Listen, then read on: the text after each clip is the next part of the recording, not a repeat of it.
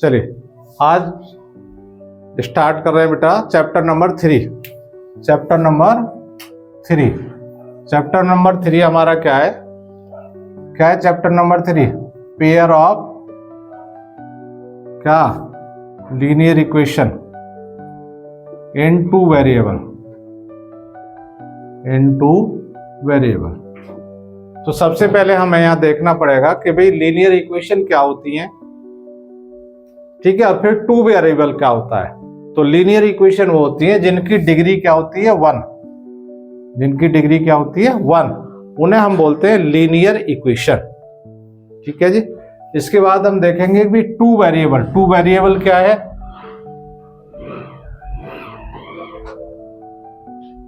जो two variable है उसका मतलब क्या है, जो हमारी ये इक्वेशन होती है उनकी स्टैंडर्ड फॉर्म है ax plus b y plus c equal to 0। तो ये लीनियर इक्वेशन है टू वेरिएबल में। ठीक है, ए बी सी क्या है, यहाँ पर रियल नंबर है आपके, और एक्स वाई क्या है, ये वेरिएबल्स हैं। यहां पर हमारी क्योंकि दो इक्वेशन आएंगी तो हम कैसे उनको रिप्रेजेंट करेंगे, a1 x plus b1 y plus c1 equal to 0 and a2x plus b2 y plus c2 equal to 0। तो यहां से हमारी कुछ कंडीशंस निकल के आती हैं।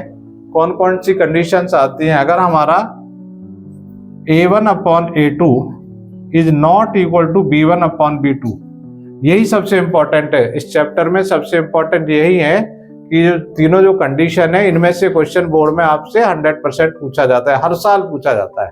तो ये तीनों की तीनों कंडीशन हमें बिल्कुल क्लियर होनी चाहिए, और इन्हीं में घुमा फिरा करके कुछ और पूछा जाता है जो अभी आपको बताते हैं। जो फर्स्ट कंडीशन है a1 upon a2 is not equal to b1 upon b2, ये क्या है, इंटरसेक्टिंग। इसको क्या बोलेंगे, इंटरसेक्टिंग। ये इंटरसेक्ट करती है, या हम कहते हैं कि भाई यूनिक सॉल्यूशन है। कौन सा सॉल्यूशन है, यूनिक सॉल्यूशन है भाई, यूनिक सॉल्यूशन यानी केवल और केवल एक ही सॉल्यूशन इसका मिलेगा हमें। तो ये कंडीशन हमें ध्यान रखनी है। इसके अलावा हम सेकंड देखेंगे क्या है भाई, a1 upon a2 equal to b1 upon b2 equal to c1 upon c2। अगर ये वाली कंडीशन है हमारी, तो इसमें क्या होता है हमारा इन्फिनिटी मैनी सॉल्यूशन।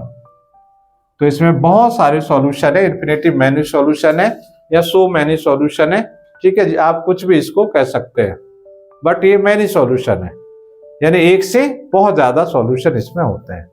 थर्ड वाली जो कंडीशन है हमारी, उसमें क्या होता है कि a1 upon a2 equal to b1 upon b2 is not equal to c1 upon c2। ये वाली जो कंडीशन है इसमें क्या होता है, नो सॉल्यूशन। कौन सा सॉल्यूशन है, नो सॉल्यूशन है। इसमें कोई भी सॉल्यूशन नहीं होता है। और ये कौन सी लाइन होंगी, पैरेलल लाइन होंगी। कौन सी लाइन होंगी, ये पैरेलल लाइन होंगी। ये वाली पैरेलल लाइन होती है। और ये कौन सी होती है आपके, ये कोइंसिडेंट वाली कंडीशन है। ठीक है जी। और ये कौन सी है, ये इंटरसेक्टिंग है। तीनों चीजें क्लियर हो गई। इसमें एक क्वेश्चन और पूछता है कभी कभी कि भाई ये बताओ इनमें से कंसिस्टेंट कौन सा है ना। तो बच्चे उसमें थोड़ा सा कंफ्यूज हो जाते हैं। तो यहीं से मैं बता देता हूं आपको, जो पहली वाली दोनों कंडीशन है ये कंसिस्टेंट की है। कौन सी है, कंसिस्टेंट। पहली दोनों कंडीशन कंसिस्टेंट की ही है, जिसमें यूनिक सॉल्यूशन है और इन्फिनिटी मैनी सॉल्यूशन है। दोनों कंडीशन कंसिस्टेंट की है। और जो थर्ड वाली कंडीशन जिसमें कोई भी सॉल्यूशन नहीं होता है, यानी जो पैरेलल लाइंस होती हैं, वो कौन सी है, वो इनकंसिस्टेंट की है। इनकंसिस्टेंट की। तो ये भी आपका कंफ्यूजन यही क्लियर हो गया। तो ये आपके चैप्टर का बेसिक है, और ये बेसिक बहुत जरूरी है हर बच्चे के लिए, ताकि वो क्वेश्चन को प्रॉपरली कर सके। चलिए बेटा, फर्स्ट क्वेश्चन है हमारे पास, find c if the system of equation cx plus 3y plus bracket में 3 minus c equal to 0 and 12x plus cy minus c equal to 0 has infinity many solution. तो infinity many solution है। तो यहां पर हम सबसे पहले solution में क्या देखें, पहले हम इक्वेशन लिख लें, cx plus 3y plus 3 minus c equal to 0। तो यहां पर हम देख रहे हैं भी क्या आ रहा है आपका, a1 है c, आपका जो B1 है वो है 3 और C1 है आपका 3 माइनस C। ये फर्स्ट इक्वेशन। सेकेंड इक्वेशन है हमारी 12x plus CY minus C equal to 0। यहां से हम कंपेयर करेंगे तो क्या आ जाएगा, A2 आपका 12 होगा और B2 आपका C होगा और C2 आपका माइनस C होगा। ये साइन का भी ध्यान रखना है, क्योंकि जो हम कंपेयर करते हैं वो कौन सी इक्वेशन से करते हैं, ax plus by plus C equal to 0, इससे हम कंपेयर करते हैं और इनमें कहीं भी माइनस का साइन नहीं है। ठीक है जी, तो जो माइनस का साइन आएगा वो आपको वहां इंडिकेट करना पड़ेगा। तो यहां पर क्या है, a1 upon a2 equal to b1 upon b2 equal to c1 upon c2। ये किसके लिए कंडीशन है, वो कह रहा है इन्फिनिटिव मैनी सॉल्यूशन। तो इन्फिनिटिव मैनी सॉल्यूशन के लिए यही वाली कंडीशन है, सो मैनी सॉल्यूशन है इसके। तो यहाँ वैल्यू पुट करेंगे, हम वैल्यू पुट करेंगे भाई, a1 की वैल्यू c है और a2 की वैल्यू हमारी 12 है, इक्वल टू b1 की वैल्यू हमारी 3 है और b2 की वैल्यू हमारी c है और c1 की वैल्यू हमारी क्या है, c1 की वैल्यू 3 माइनस c है और c2 की वैल्यू माइनस c है। क्लियर है जी। यहां पर हम क्रॉस मल्टीप्लाई करें तो देखेंगे क्या हो जाएगा भाई, c square equal to 12 into 3, 12 into 3 में 36, यानी c स्क्वायर इक्वल टू 36। तो c की वैल्यू क्या आ जाएगी आपकी, प्लस माइनस 6, प्लस माइनस 6 आ जाएगी आपका। देखिए बिल्कुल इजी एकदम से क्वेश्चन है। नेक्स्ट क्वेश्चन है हमारे पास, एक father age is 3 times the sum of the age of his 2 children. After 5 years his age will be 2 times the sum of their ages. Find the present age of the father.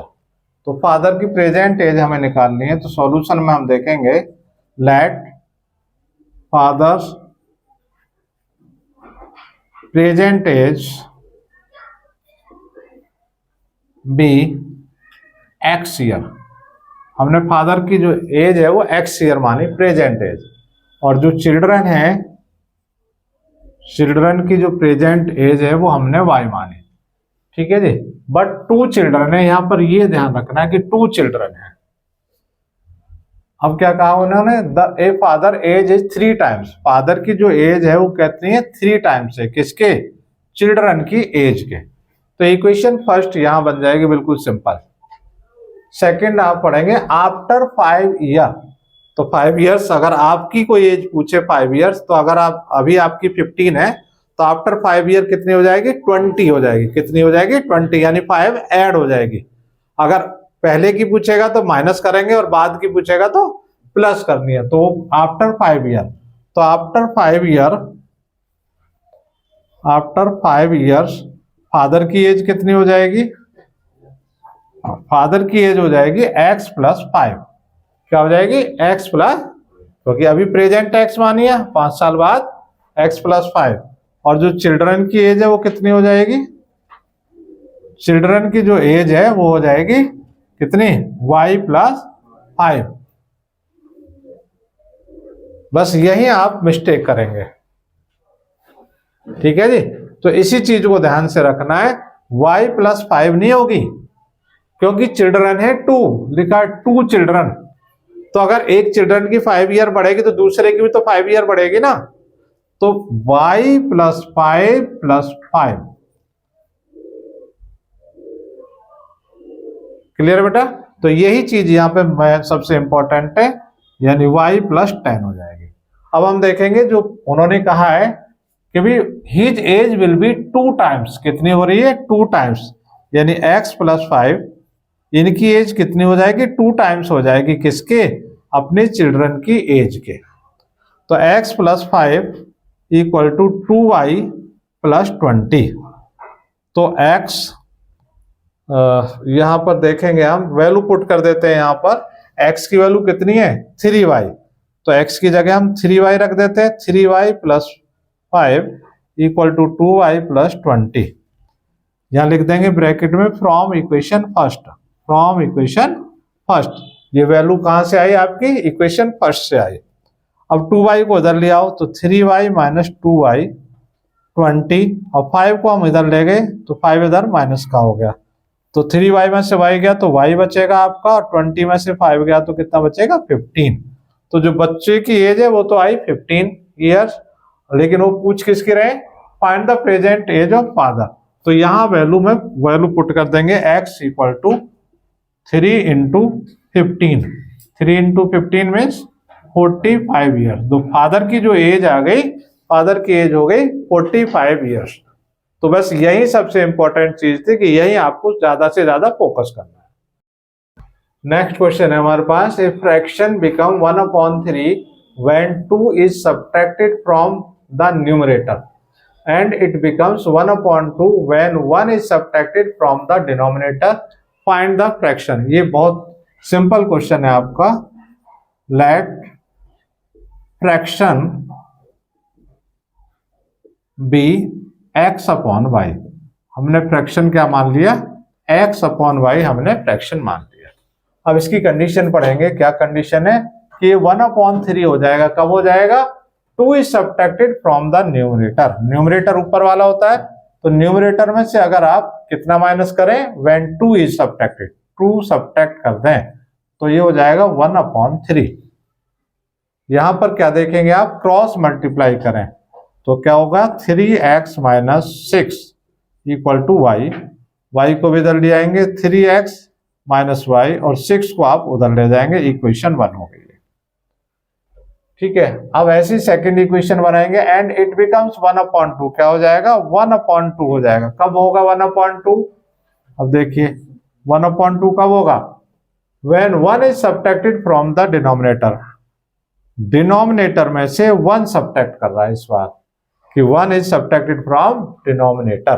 फिर भी cross multiply करेंगे तो क्या होगा, 2x equal to Y minus 1, क्योंकि इसकी 1 से multiply करेंगे तो वही रहेगा 2x। y को इधर ले आएंगे, माइनस का हो जाएगा -1। ये हो गई इक्वेशन नंबर सेकंड।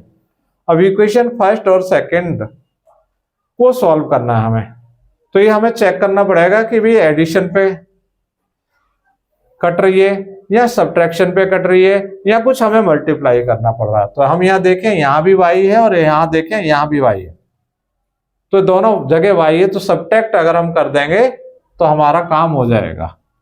तो 3x minus y equal to 6 और आपका 2x minus y equal to -1। Subtract करेंगे, जब सब्ट्रैक्ट करेंगे हम तो साइन चेंज हो जाएगा। यहाँ माइनस हो गया, यहाँ प्लस हो गया और यहाँ भी प्लस हो गया। अब y से y कैंसिल हो गया, 3 में से 2 गया तो x बचा, और यहाँ 6 और 1 7 हो गया। तो हमारी x की वैल्यू हमें पता लगी।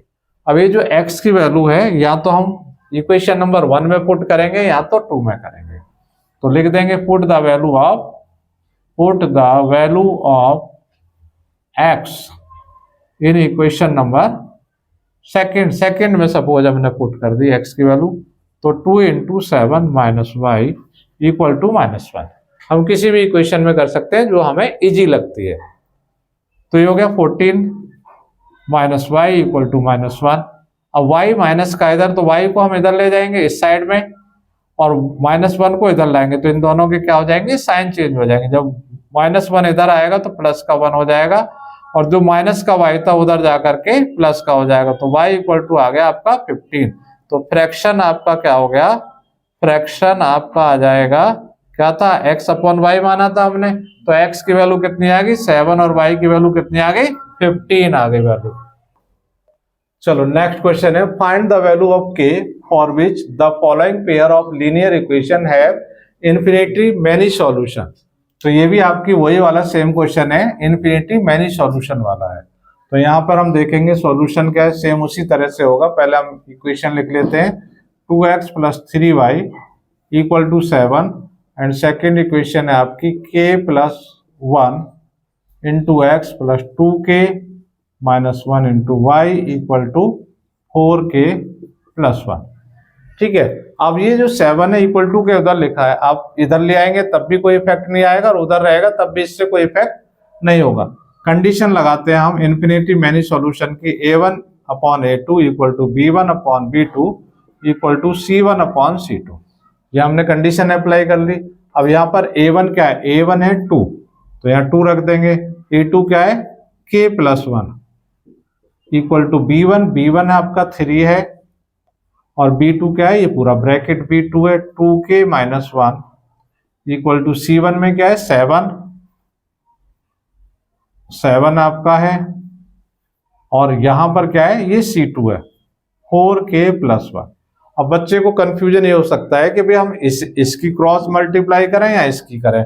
आप किसी भी की भी क्रॉस मल्टीप्लाई करेंगे आंसर सेम ही आएगा दोनों में, ठीक है जी। तो ये कोई कंफ्यूजन नहीं होना चाहिए कि भाई इससे आंसर आएगा या इससे आएगा, जो हमें इजी लगे हम उसकी क्रॉस मल्टीप्लाई करेंगे। तो यहाँ पर हम देखेंगे इसकी करेंगे 2 की, तो क्या हो जाएगा 4k-2। अगर हम इसकी करेंगे इसमें तो 3k+3। अब ये 3k को इधर ले आएंगे तो 4k ये इधर आके माइनस का हो जाएगा, और ये जो 2 माइनस का था ये उधर जा करके प्लस का हो जाएगा। 4k में से k गया तो k बचेगा, 2 + 3 5। तो आपका फाइनली आंसर यहाँ पर 5 आ जाएगा। नेक्स्ट क्वेश्चन है हमारे पास, find the value of k। इसमें जितने भी क्वेश्चन आते हैं वो मोस्टली k वाले ही आते हैं। तो find the value of k so that the pair of equation x + 2y = 5 and 3x + ky + 15 = 0 has a unique solution. यहाँ पर क्या है यूनिक सॉल्यूशन है, क्या पे यूनिक सॉल्यूशन। तो सॉल्यूशन हम देखेंगे, पहले इक्वेशन हम लिखेंगे x + 2y। अब इसको भी हम इधर लेके आ रहे हैं -5 = 0। क्यों? क्योंकि इसमें इक्वल टू में 0 है, तो दोनों इक्वेशन एक जैसी होनी चाहिए हमारे पास में, अलग अलग इक्वेशन नहीं होनी चाहिए, इसलिए हमें इसको इधर लेके आ गए। यहाँ पर क्या है 3x + ky + 15 = 0। ठीक, तो दोनों इक्वेशन सेम कर ली हमने। ठीक है, अब जो है यूनिक सॉल्यूशन के लिए क्या कंडीशन है हमारी, a1/a2 is not equal to b1/b2। ये यूनिक सॉल्यूशन के लिए कंडीशन है। a1 क्या है, a1 यहाँ पर कुछ भी नहीं लिखा, तो a1 का मतलब क्या है 1 है, क्या है 1, और a2 क्या है 3 is not equal to b1 में क्या है 2 लिखा हुआ है यहाँ पर, और b2 में क्या लिखा है k लिखा है।